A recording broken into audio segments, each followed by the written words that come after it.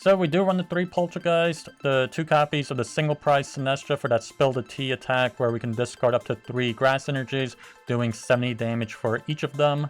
And then we do run the 2 copies of the Sinistcha EX here for that Rebrew attack. We can put 2 damage counters on one of your opponent's Pokemon for each grass energy in our discard pile, and then we do shuffle all of those grass energies back into our deck.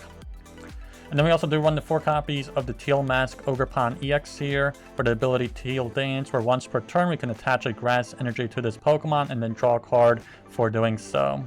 And then we also do have the Myriad Leaf Shower for our attack. We get to do 30 base damage and then 30 more damage for each energy card attached to both active Pokemon.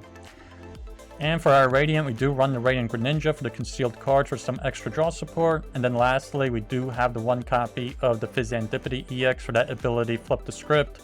If we had a Pokemon knocked out last turn, we can draw 3 cards for this. Moving on to the trainer cards, we do not run any stadium cards in this deck, so that's pretty important to note here.